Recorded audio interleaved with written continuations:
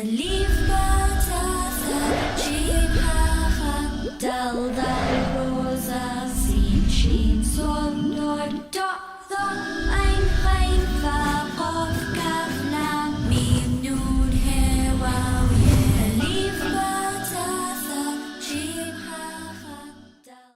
Assalamu alaikum wa rahmetullahi wa barakatuhu. Të dashur shikues, mirë se po takohemi në emisionin e sotshëm. Sot me lehtë Zotit do të mësojmë një rregull të re, e cila është një urë lidhëse në mes të shkronjave dhe leximit ton. Leximin e kemi shumë të vështirësuar nëse nuk jemi të vëmendshëm në vazhdim. Më kuptoni? Sot kemi të bëjmë me disa shkronja kur lexohen dhe kur humbin. E në veçanti kemi të bëjmë me dy shkronja.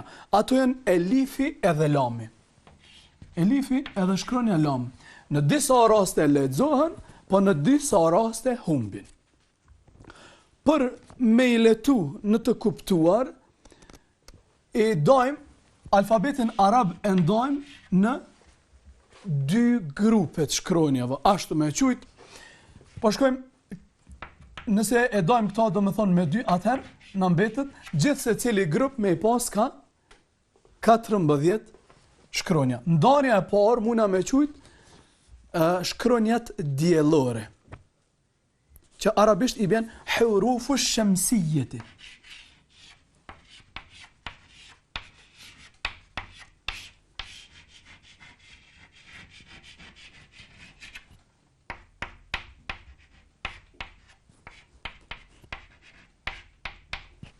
Çfarë është kjo?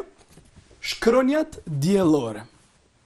Mos mendoni se kanë veçori të diellit, por se tash e përmenim pse quhen ashtu. Dhe ndarja e dytë është hurufu shamsi e qamerije, që bjen shkronja hënore. Qamerijeti.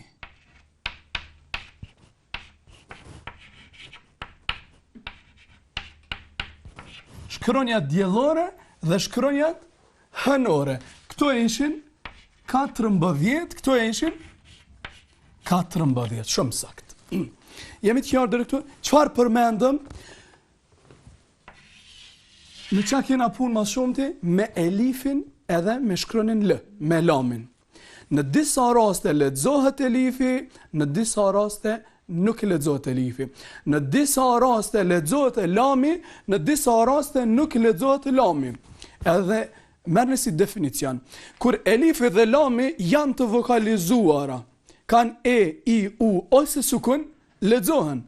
Ndërsa në ato raste kur nuk janë të vokalizuara, nuk lexohen. Shkruhen, por nuk lexohen. Më kuptoni dot? Kthehemi. Ku këto të shkronja diellore së pari? Ku e gjejmë shkronjën diellore? Ju lutem t'jeni të vëmendshëm. Pyetja: ku e gjejmë shkronjën diellore? Ndëgjoni përgjigjen?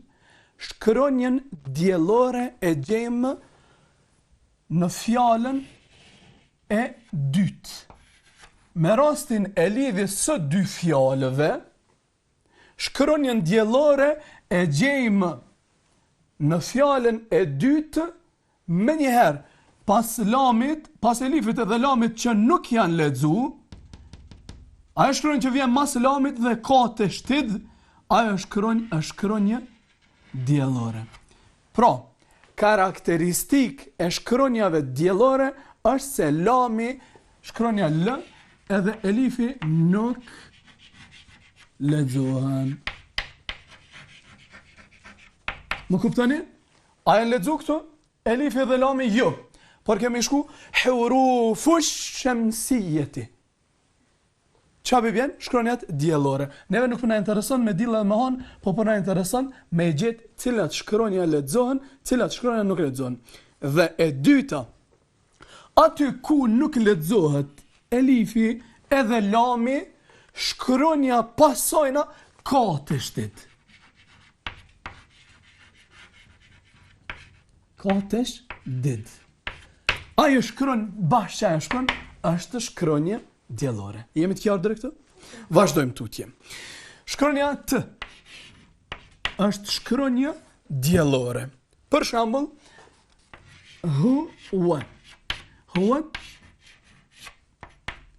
Tawwabur Rahim. Po zon, po ne po ndalemi këtu. Huwa Tawwab. A lexoj elifi? Nuk është lexoj elifi. A lexoj lami? Nuk është lexoj lami. Kemi shku në shkronjën e tretë, që është shkronja T, dhe detyrimisht shkronja diellore duhet të ketë të shtit. Elifi, lami nuk lexohen dhe shkronja diellore ka të shtit. Domethënë shkronja pas lamit ka të shtit, ajo është shkronja diellore. Cila është shkronja diellore me këtë rast? Shkronja T. Më pastaj kemi shkronjën Th.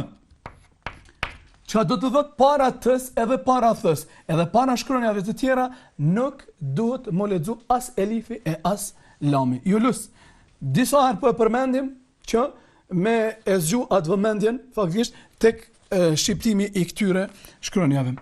Po e zën minet themerati. Minet themerati. Kështu po e shkrujmë ne. A është lexu elifi? Jo. A është lexu lami? Jo. Shkronja Th ka marrë të shtidin. Pra kjo është shkronja diellore. Vazhdojmë tutje. Shkronja D. Alhamdulillahi Rabbil Alamin, Ar-Rahmanir Rahim, më pasaj Maliki Yawmiddin. Po shkojmë veç Yawmiddina. Yawmiddin.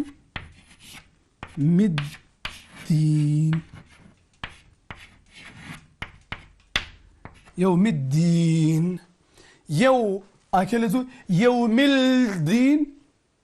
Jo, Yawmiddin. Jemi të qartë këtu? Vazhdojmë tutje. Shkronjë tjetër e cila është shkronja diellore, shkronja dhal. Për shembull, min adh-dhahabi wal-fidda. Min adh-dhahabi.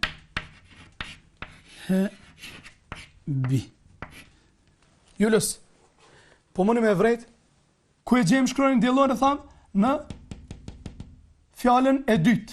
Gjithën fjalën e dytë, mos e lëm fjalën e parë.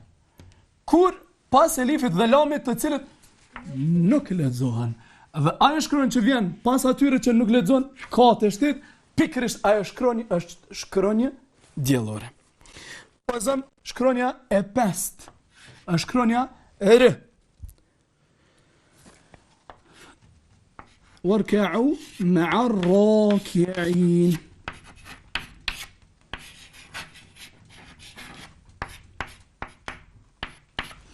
Ma'a ar-raki'in. A kemi thënë ma'al jo. Po shkojmë direkt, e injorojmë elifin, e injorojmë edhe lamin dhe shkojmë direkt të shkronja r, e cila detyrimisht duhet të ketë të shtit. Jemi të qartë deri këtu? Kemi marrë 5 shkronja. Sërish, jemi të shkronjat diellore, mos harroni Julus. Shkronja Z, shkronja diellore. Wa aqimu salata wa atu zakata. Allah thot, falni namazin edhe jepni zakatin. Wa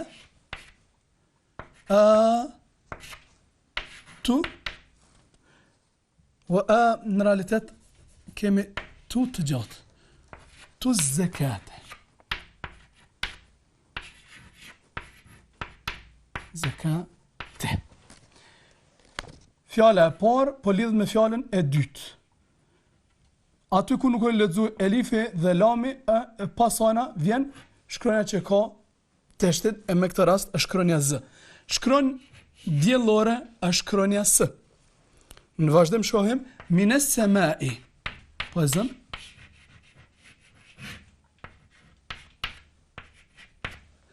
A është lexu elifi dhe lami? Jo. Shkronja pas tyre ka teshtit. Shkronjë tjetër diellore është shkronja Sh. Për shembull, hadhihi ash-shajara.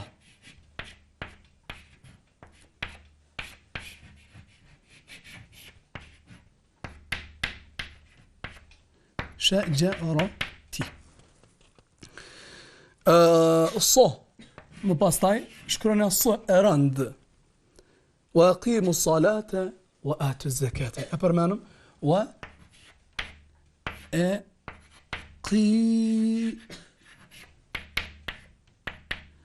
salata.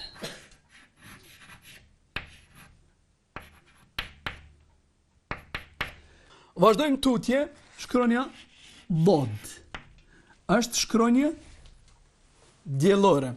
Për arsye se elifi dhe lami para saj nuk lexohen ashtu siç nuk lexohen te shkronja tjera diellore. Ghayril maghdubi alejhim waladdallin.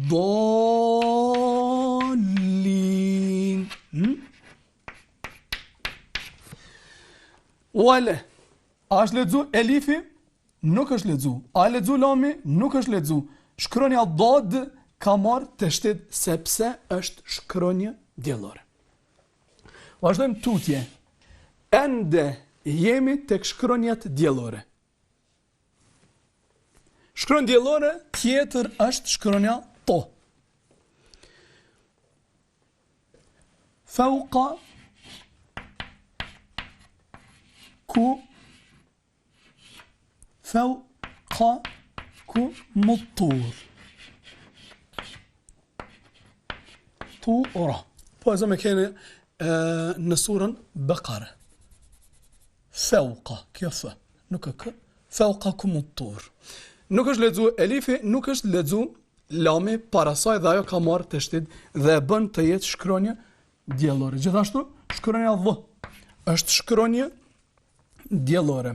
Po e zëmë بالظالمين.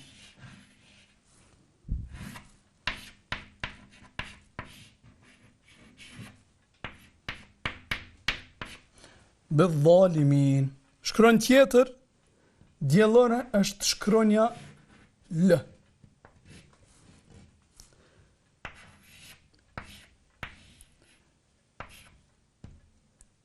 Në disa raste mund të më qenë veç një shkronjë e vetëm një fjalë. Elifi lame, tash e qesim edhe një lam tjetër. Kësajna i dhanë të shtet wallejli. Wallejli. Dhe shkronja e fundit diellore është shkronja nun. Shembulli wa minan nasi.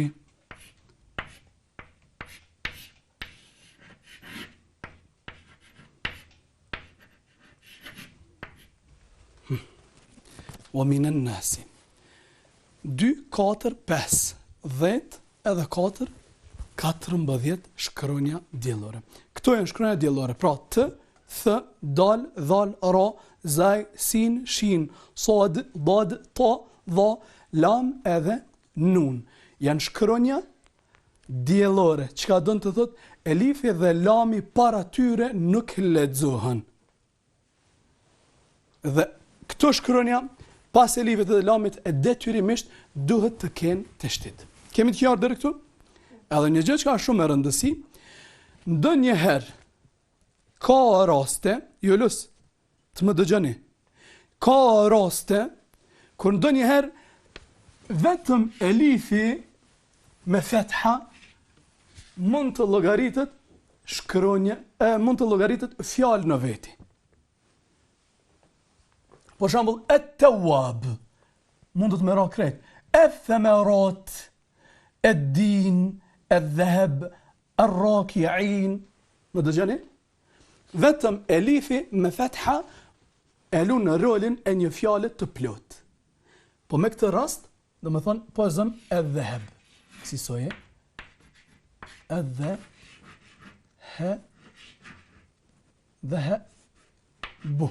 Ose ed-dhahab, për shembull. Këtu lexohet. Siç do ta shohim më vonë. Jemi të qartë në lidhje me shkronjat diellore? Alfabeti arab tham dot në 2 grupe, shkronjat diellore dhe shkronjat hënore. Qysh me ditë shkronjën diellore? Ku e gjejmë shkronjën diellore me rastin e lidhjes së 2 fjalëve? Shkronjën diellore e gjejmë në fjalën e dytë me njëherë pas elifit dhe lamit të cilët nuk lexohen. Në veçanti lami nuk lexohet. Qëllimi është këtu, se pas ka raste kur elifi po lexoj ka. Edhe shkronja e cila vjen me njëherë pas lamit i cili nuk lexohet, ai shkron katë e shtetit, ai shkron është shkronjë diellore. Më kuptoni? Të dashur shikues, ju presim emisionin e radhës me shkronjat hënore. Wassalamu alaikum wa rahmatullahi wa barakatuh. ألف باء تاء ثاء جيم ها خاء دال دال روزا سين شين صاد نون